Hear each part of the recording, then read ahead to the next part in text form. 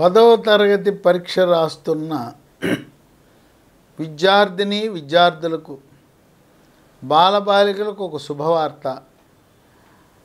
మీకు ఇప్పటికే చెప్పుంటారు, 1 నిమిషం లేట్ వచ్చినా 2 నిమిషాలు లేట్ వచ్చినా ప్రవేశం ఉండదు అని భయపెట్టుంటారు. కనుక మీరు కొంచెం ముందే బయలుదేరండి. ఆఖరి నిమిషంలో మీరు చదివే చదువు ఎందుకు అక్కరకు రాదు. కనుక మీ పరీక్షా కేంద్రము వద్దకు ఒక అరగంట ముందుగా చేరుకునే విధంగా ప్రణాళిక రచించండి. అట్లాగే పరీక్ష రేపనగా ఈరోజు రాత్రంతా నిద్ర మానేసి చదివితే అదేం ఉపయోగపడదు. చక్కగా రాత్రి 9 గంటలకి మేము పుస్తకాలు మూసేయండి. తెల్లవారుజామున లేచి ఏమైనా 1-2 సబ్జెక్టులు లేదా 1-2 చాప్టర్లు చూసుకోండి. ప్రశాంతంగా వెళ్ళండి. మీకు విజయం మిమ్మల్ని వరిస్తుంది, ఏం భయపడద్దు. ఇక ఆంధ్రప్రదేశ్ రాష్ట్ర ప్రభుత్వం ఎప్పుడూ కూడా విద్యార్థుల సంక్షేమము, మహిళల సంక్షేమము, యువత సంక్షేమము, రైతుల సంక్షేమము ఆలోచిస్తూ ఈ విద్యార్థులు 10వ తరగతి పిల్లలు పరీక్షలు రాస్తున్నారు కదా, వాళ్ళని మనం ఎలా సహాయపడాలనే ఆలోచన చంద్రబాబు నాయుడు గారికి వచ్చింది. ఇక వచ్చి ఆయన ఆలోచన చేశాడు, మనం ఏం చేయగలం ఈ పిల్లలకి. సరే, ఆయన ఏం చెప్పాడంటే మార్చి 17 నుంచి మార్చి నెలాఖరు వరకు ఎస్ఎస్సి 10th క్లాస్ పరీక్షలు జరుగుతున్నాయి.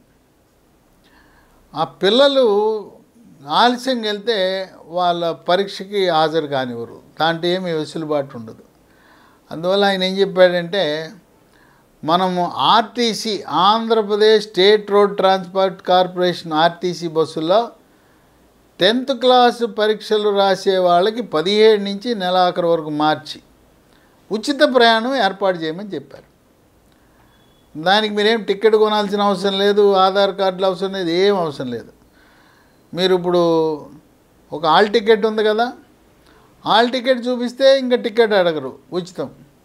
ఇప్పుడు హాల్ టికెట్లు కూడా మనం ఏదో అక్కడికి వెళ్ళి ఇక్కడికి వెళ్ళి స్కూల్కి వెళ్ళి తెచ్చుకోవాల్సిన పని లేదు. ఈ హాల్ టికెట్లు కూడా మొట్టమొదటిసారిగా భారతదేశంలో వాట్సాప్ ద్వారా డౌన్లోడ్ చేసుకున్నాం. వాట్సాప్లో డౌన్లోడ్ చేసుకుని దాన్ని తెల్ల కాగితం మీద ముద్రించుకోండి. అధికారులు, విద్యాశాఖ అధికారులు చెప్తున్నారు, కలర్ పేపర్ మీద ముద్రిస్తే మేము అంగీకరించమంటున్నారు. తెల్ల కాగితం మీద ముద్రించుకోండి. మరి ఏ రాష్ట్రము ఇట్లా వాట్సాప్లో మన ఇంట్లో కూర్చుంటే మన వాట్సాప్కి హాల్ టికెట్ వచ్చేసింది, దాన్ని మనం డౌన్లోడ్ చేసుకోవటం, ముద్రించుకోవటం, హాయిగా పరీక్షా కేంద్రానికి వెళ్ళటం. ఇది ముఖ్యంగా ఇది ఎందుకు ఉపయోగపడుతుందంటే, నాకు తెలిసి కొన్ని ప్రైవేటు కార్పొరేట్ విద్యా సంస్థలు ఫీజు బకాయిలు ఉన్నాయని చెప్పి వాళ్ళకి మనం దొరికేది మన చుట్టూ ఎక్కడ ఉంటుందంటే, ఈ ఫీజు బకాయిలు చెల్లించకపోతే హాల్ టికెట్ ఇవ్వరు, తల్లిదండ్రులను బాధ పెడతారు, పిల్లల్ని తిప్పుకుంటారు, హాల్ టికెట్ నిరాకరిస్తారు. ఇక అప్పుడు ఆ తల్లిదండ్రులు ఆ బాధ భరించలేక వీళ్ళు హాల్ టికెట్ ఇవ్వటం లేదని అప్పో సొప్పో చేసి మరి ₹2 వడ్డీ, ₹3 వడ్డీ లేదా బంగారం తాకట్టు పెట్టి ఏది దొరికితే అది అమ్మేసి ఆ పిల్లల చదువు కోసం ఆ కార్పొరేటు ప్రైవేటు విద్యా సంస్థల బకాయిలు చెల్లించి హాల్ టికెట్ తెచ్చుకునేవారు. ఇక ఇప్పుడు వాళ్ళ బకాయిలతో సంబంధం లేదు. స్కూల్లో బకాయిలు ఉండొచ్చు కాక హాల్ టికెట్ మనకు వాట్సాప్లో వస్తుంది. ఈ వాట్సాప్లో మనకు వచ్చే హాల్ టికెట్ ఇచ్చేవాళ్ళు మనకు ఆ స్కూల్లో ఉన్న బకాయిల గురించి పట్టించుకోరు. కనుక ప్రైవేటు విద్యా సంస్థలలో చదివే వారికి ఇది ఒక మంచి అవకాశం. ఇక ఇది ఎక్కడి నుంచి ఎక్కడికి, మీరు పరీక్షా కేంద్రం వరకే అర్హులు. మీరు ఇంటి దగ్గర నుంచి బస్సు ఎక్కి పరీక్షా కేంద్రం వరకే వెళ్ళాలి. ఇప్పుడు పరీక్షా కేంద్రాలు రాష్ట్రంలో ఎన్ని ఉన్నాయి? 3500 కేంద్రాలు ఉన్నాయి. ఎంతమంది పిల్లలు 10th క్లాస్ పరీక్ష రాస్తున్నారు ఈ విద్యా సంవత్సరం 25లో అంటే 6,50,000 మంది రాస్తున్నారు. ఏ బస్సు పడితే ఆ బస్సు ఎక్కబాకండి, దానికి కూడా కొన్ని పరిమితులు ఉన్నాయి. ఆర్టీసీ పల్లె వెలుగు ఎక్కండి, లేదు జిల్లా పల్లె వెలుగు ఎక్కండి. సిటీలో అయితే సిటీ ఆర్డినరీ బస్సు ఎక్కండి. ఇవి ఎక్కితే మీరేమీ డబ్బులు కట్టవలసిన అవసరం లేదు.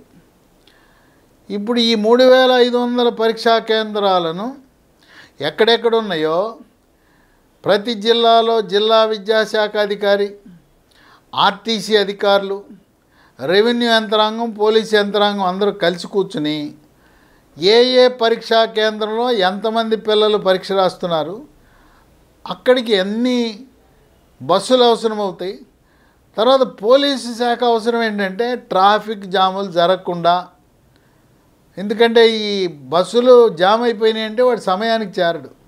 కనుక పోలీసు, రెవెన్యూ, అలాగే రవాణా శాఖ, విద్యాశాఖ, ఆర్టీసీ అన్ని శాఖల సమన్వయంతో జిల్లా కలెక్టర్ ఆధ్వర్యంలో ఈ 10th క్లాస్ పరీక్షలు రాస్తున్నారంటే దానికి మొత్తానికి నిర్వహణ ఎవరు బాధ్యత అంటే జిల్లా కలెక్టరు.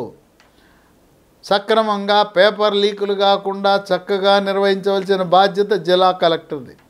కనుక శాఖలనందరినీ సమన్వయపరిచి ఏ పరీక్షా కేంద్రానికి ఎన్ని బస్సులు వెళ్ళాలి, బస్సులు ఎక్కడ నిలబెట్టాలి, మళ్ళీ పరీక్ష అయిపోయే సమయానికి ఎన్ని బస్సులు అక్కడికి రావాలి, ఇవన్నీ కూడా ప్రణాళికాబద్ధంగా ఒక నూతన పద్ధతిలో ఆంధ్రప్రదేశ్ రాష్ట్రంలో చంద్రబాబు నాయుడు ప్రవేశపెట్టాడు.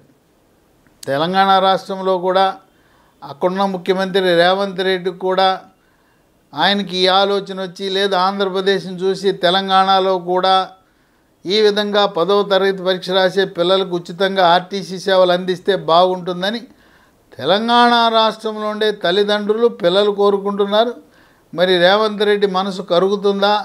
ఆంధ్రప్రదేశ్ రాష్ట్రాన్ని వాళ్ళు అనుకరించి వాళ్ళు కూడా ఉచితంగా బస్సులు 10th క్లాస్ పిల్లలకు పెడతారా లేదా వేచి చూడవలసిన అవసరం. కనుక చక్కగా 10th క్లాస్ విద్యార్థుల సౌకర్యం కోసం ఈ ఆర్టీసీ సౌకర్యం, ఆర్టీసీ బస్సులు ఏర్పాటు జరిగింది. అయితే మీరు ఇంటి నుంచి ముందుగా బయలుదేరండి. ముఖ్యంగా సిటీలో ట్రాఫిక్ జాముల సమస్య ఉంటుంది. కనుక తల్లిదండ్రులు కూడా మీ పిల్లల్ని కొంచెం ముందు పరీక్షా కేంద్రాలకు తీసుకువెళ్ళే ఆలోచన చేయండి.